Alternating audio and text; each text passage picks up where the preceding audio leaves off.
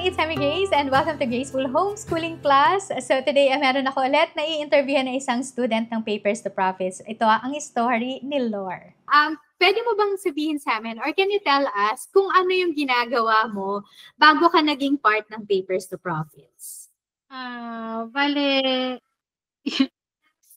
Elementary teacher po talaga ako. Then, nung nanganak ako, nag-decide na mag-resign na para mag-alaga sa baby.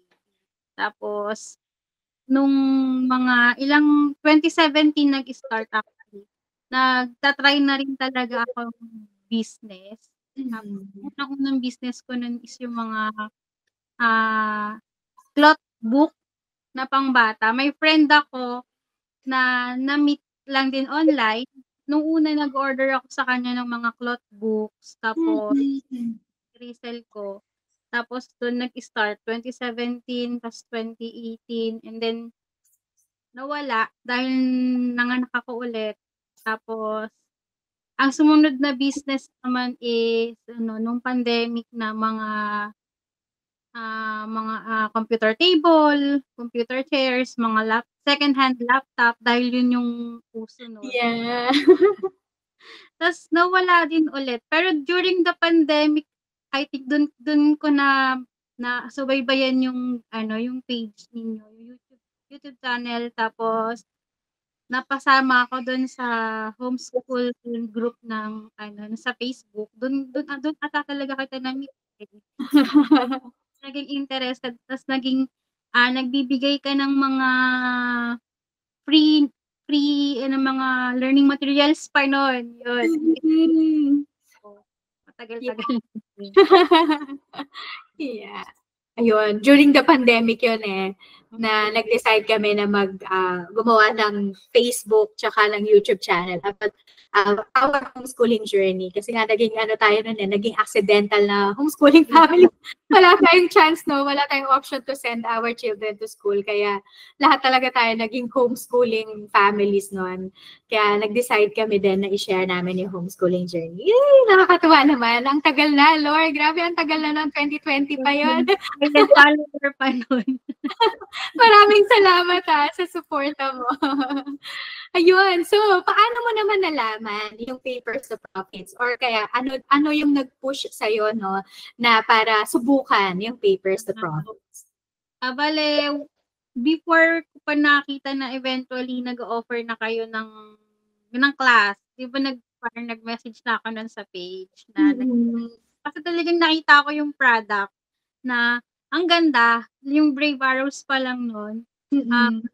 Tapos yung mga Filipino na materials kasi kokonti yung nag-offer ng ganun yung mga learning materials sa Filipino na talagang yung laman, masasabi mong wow. Kasi ako as a mother and as a teacher, nakita ko yung product na yung kagandahan talaga ng product. Kaya without hesitation, tandang-tanda ko. Nagtanong ako, meron po bang, sabi ko pa nga tanong, meron po bang layaway? Hindi po ba siyang, i-layaway? Kasi nag-start ako nun sa painting. Ako nun sa printing, tapos nakita ko nun yung product ninyo. Sabi ko, ang ganda-ganda niya. Saan ma-open siya sa mas maramihan or mas ma-open sa bigger market. Ganyan. Na yun, parang hindi pa ata dun, hindi pa ganun ino-offer. Yeah. Tapos, after ilang months pa yun, nung nabasa ko ulit na nag-post na kayo na may sa profits na, kaya talagang natupa ako. Tapos nag-iisa agad. Ayun. Yun. So since noon ay nag-enroll ka na sa Papers to Profits, paano ka naman natulungan ng Papers to Profits with your journey yung natin, yung tagline natin na kumita habang nasa bahay, di ba? Paano ka naman natulungan ng Papers to Profits? Ayun. Bali ako, nagsisimula na talaga ako nung nakilala ko pa ang Papers to Profits. So, meron na akong mga nasa stage 1, stage 2, ganyan. Kaya lang, yung sa dami ng nakikita sa market na mga products na ang dami pwede mong gawin, nakaka-overwhelm. Kaya actually talaga nung napunta ako sa Papers to Profits, doon ko nabalikan yung may sinabi ka nun dun sa class na always know your why, go back to your why, kung bakit mo ba siya ginagawa. Parang, aba, natamaan ako doon sa ako dun sa mga ano na ang dami-daming gusto i-try ang PVC ID, gusto mag-Sintra, gusto tapos sabi ko, bakit nga ba kasi hindi ako mag-stick dun sa kung ano yung bakit ba ako nag-ano ng printing, bakit ba to. So yun, nag-reflect ako dun sa class yung unang-unang class. So sabi nga, go back to your why, always know your why. Yeah. Tulong sa'kin ng Papers to Profits, parang binalik niya ako dun sa root ko na, bakit mo ba ginagawa 'to? Bakit ka ba nandito? So, ano ba yung goal mo? Bakit ka ba nag-enroll? So yun, bumalik ako dun sa parang napakasimple niya sa iba, pero sa akin yun ulit yung naging stepping stone ko para mas mag-focus. Yeah.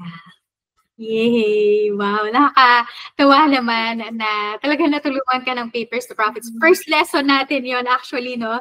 Yung know your why. So, nakakatuwa na dun pa lang, no? Talagang natulungan ka na ng Papers to Profits. Nakikita ko, Lore, yung mga products na ginagawa mo, nakakatuwa. Excited akong makuha na yung planner. Tagal-tagal nang yeah. Pero aabangan natin yan, yung mga products na create mo. Pero pwede mo ba sa amin i-share kung yung parang yung product that you're most proud of? Meron ka ba nun? At tapos ano ba yung naging inspiration mo sa pag-create ng product na yon? And then meron bang naging milestones na ito or achievements yung product mo? Dito talaga ako sa sa teacher planner talaga. Yeah. Kasi ang nito, nung mga first year ko sa printing business, yung pinsan ni husband na teacher, nagpapagawa sa akin ng planner. So nag-research ako sa internet, ganyan. May mga ready-made planners na, pero base siya sa setting ng US schooling. Yes. Talaga naka-align sa DepEd. So, nakailang revision din, nakailang research din bago magawa yung consultation. So, ito sabi ko na talagang pinag-usapan, pinagpuyat. Ito yung bestseller na hindi lang sa akin, bestseller din dun sa mga nakakabili ng template. Kasi ngayon nagbibigay na rin ng template. Dati ginigip ko pa siya. Yes, kasi may risk, no? Hindi ko siya binibenta nung kailan lang ko lang siya inopen na ibenta. Yeah. Kasi I understand the parang hesitation, no? Dahil nga ang dami talagang alam mo yun ang lalamang talaga ganyan. So may risk talaga on our end, tayo na mga nag-create ng mga templates na baka kumalat siya, na hindi natin na mako-control. But yun, so I understand that. Pero iintayin ko yan, Lore.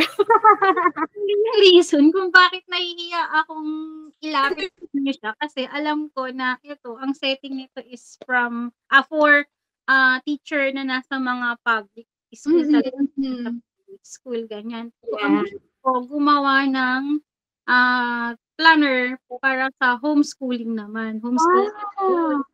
Yeah.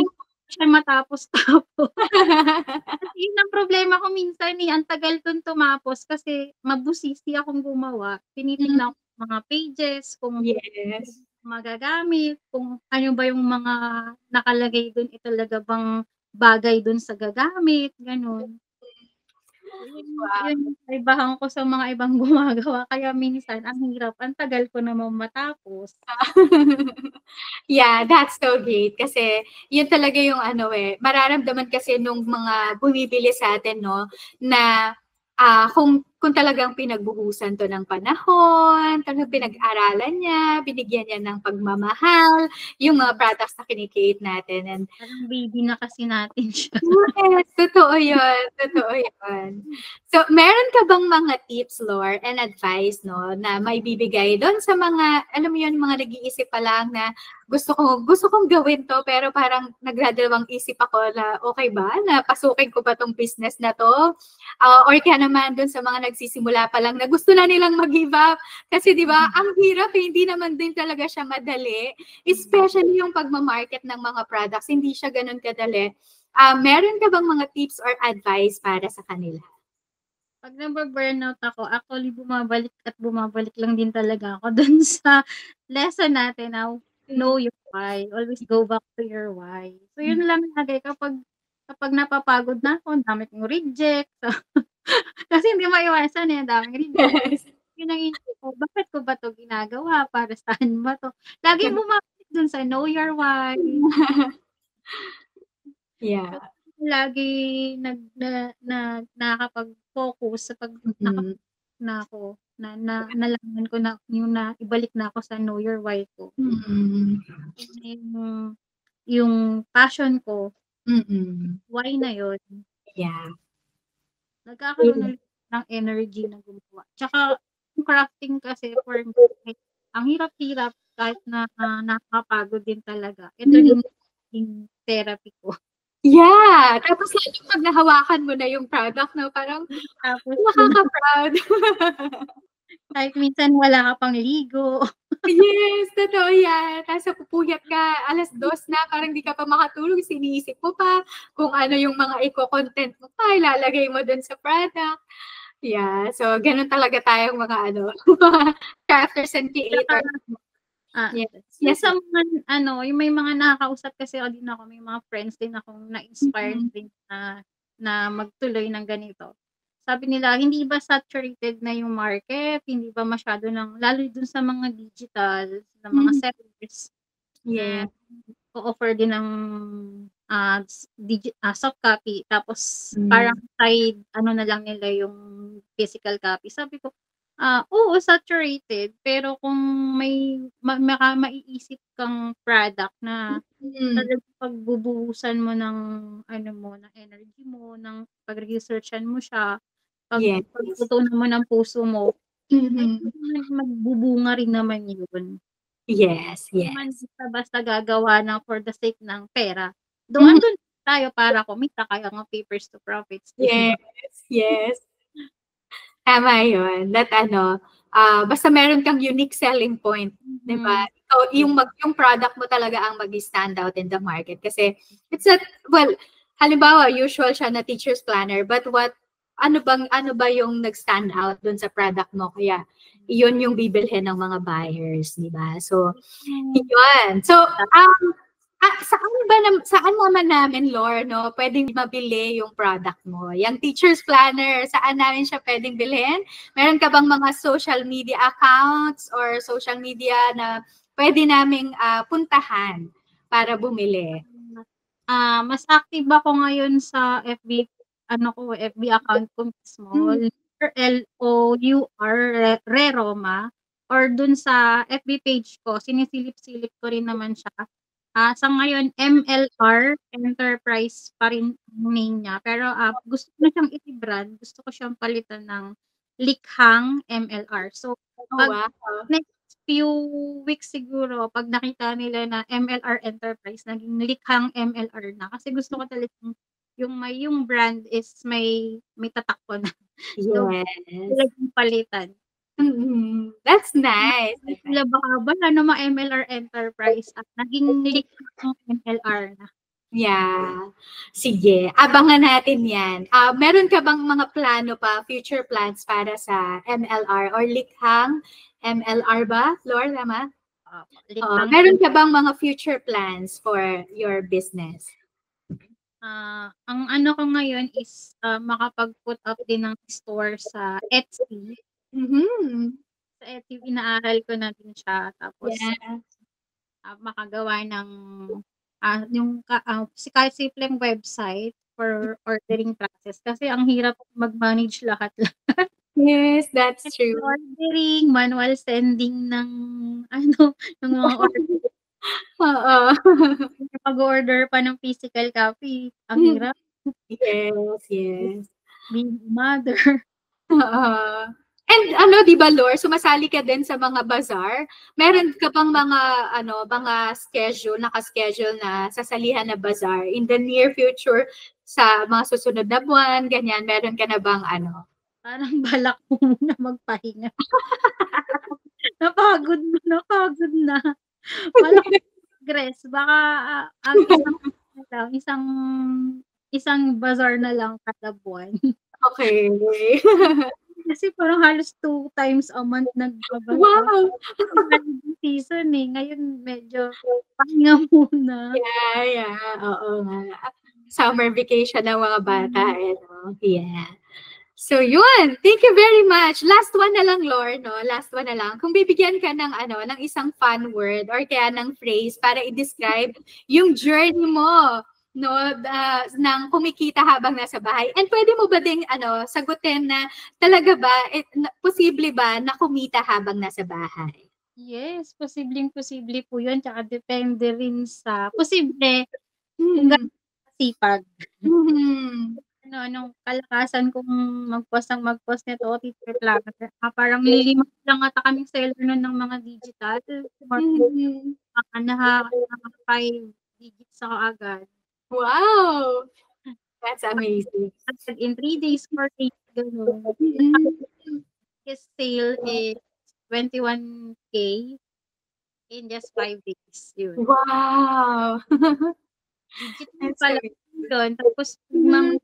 sa physical na, kasi lahat naman maraming mga na-order na teachers, mga pang-regalo. Yeah. Aming mga umorder ng template, nagpo-produce ng template, yung Mhm. na-order, ang dami pa rin, eh, pinapasa-pasa ko pa nga dun sa o sinong malapit sa inyo kayang mag-cater nito, kayo na gumawa ng order, kayo na mag-usap. Gano'n na yung ginawa ko po nung nakaraan, eh. Yeah. Pinapasa ko na sa Galing. sino yung mga buyers ko na nakabili ng template from, halimbawa from Mindoro, from Mm. mga gano'n, hindi ko na kaya, kayo na Okay. That's so great. Ang galing, Lore, kasi nakakatulong ka pa din sa ibang mga tao, no? So, naging blessing ka din para sa kanila. And nakakatuwa lang, nakaka-inspire and encourage din na hindi lang ikaw talaga din yung kumikita habang nasa bahay, but also na make sure mo din na nakakatulong ka din sa iba pang mga individuals. lalo yung may mga Shopee, Lazada, Mm-hmm. nagse-send din sila sa'kin ng mga nakabili na raw sila ng mga printer, mga pang ano, kasi hindi na daw nila kaya dun sa printer nila. So nag-ano na sila, nag-second printer na, third printer, gano'n na yung iba. Tapos yung mga iba, mga binding machine, ganyan. That's so great. Ang galing, Lord. Nakakatuwa. So, paano mo naman i-describe? One word or phrase yung journey mo? Pero one word lang. Pwede siyang sentence. Pwedeng gano'n. Yung journey ko as Papers to Profits or as a crafter? As a crafter, pwede din. Yeah. Sa akin, ano eh, being a crafter or itong experience na 'to is yung experience ako ng peace in chaos. Ah. Parang contradicting word, peace in chaos. Bakit chaos? Kasi kahit na madalas, hindi pala minsan, madalas nagkakandang tumahog na magtapos ng order or magtapos ng mga template. Yeah. Yung peace na-experience ko, sabi ko nga kanina, yung pagka-craft, yung paggawa ng ganito is yun na yung nagiging therapy ko. Parang ito yung nagbibigay sa'kin ng sanity. Yeah. Yeah. Kaya parang ma-explain ko siya as peace in chaos. Tsaka lalo na nung napunta ako sa Papers to Profits nga, ayun. Dahil, nagkaroon ako ng lead. Mhm. Para akong dati kasi parang masasabi kong parang isang horse na nakawala, ibang hindi na, parang naging wild. Parang nagtakbo ganyan, craft lang ng craft, kung ano yung makita ko, gusto yun, gagawin ko yun, uy maganda yun, ganyan. Nung napunta ako sa Papers to Profits nga, parang nalaylo ako na nagkaroon ng focus dahil dun sa lesson natin na balikan mo yung why mo, mag-focus ka dun, gumawa ka ng unique selling product mo, unique selling point mo. Yeah. So, nagkaroon ng peace dun sa chaos, yun na nararamdaman. Wow, that's so Yun na. nice. Chaos. Pati pag-explain may chaos ba? Parang kailangan ko din yun, Lord. Peace in chaos. Peace and chaos. Yeah, thank you so much for sharing your story with us, Lord. And naka-inspire lang din talaga yung story mo, yung journey mo din na kumita habang nasa bahay. Maraming salamat for sharing that to all of us. Just before we end this interview, okay lang ba na pag-pray kita, Lord? Salamat. Yeah, pray tayo, Lord. Thank you, God, for Lord. Maraming salamat for her life. God, alam namin that yung life niya, Lord, would be a blessing to many, God. Hindi lang, Lord, sa mga ilan-ilan na mga tao, but time would come, Lord, that people would gather, Lord, at magpapasalamat sa Kanya, no? Magma-message sa Kanya, God. Yung messaging niya, God, hindi lang puro orders, but also, God, yung mga tao na na-touch yung life nila, through yun sa mga products na na-create ni Lord, and even, Lord, dun sa mga tao na nabigyan din ng opportunity ni Lord through dun sa mga products na kinikreate niya. Maraming salamat, Lord. I pray that you bless the works of her hands. God, I pray that you also bless her diligence, God. I pray that you honor, Lord, yung hard work niya. Even, Lord, I pray that you give her wisdom, Lord, and even, Lord, talagang mag-flourish at mag-thrive din yung kanyang creativity, imagination, Lord. I pray din, Lord, na yung passion na nilagay mo, Lord, sa puso niya would really thrive, God, and bear fruit, God. So maraming salamat, God. I bless her today in Jesus' name. Amen. Thank you, Lord. Thank you so much. There you go. So, narinig nyo yung story ni Lore, and nakaka-inspire lang nun na hindi lang siya yung kumikita habang nasa bahay, pero nakakapagbigay din siya ng opportunities din sa ibang mga tao na gusto rin kumita habang nasa bahay. I hope na her story encourages you and inspires you to really be a blessing, not just sa iyong family, but also be a blessing to other people as well. Thanks so much, and I hope that I'll see you again on my next one. God bless everyone, and I will see you around. Bye!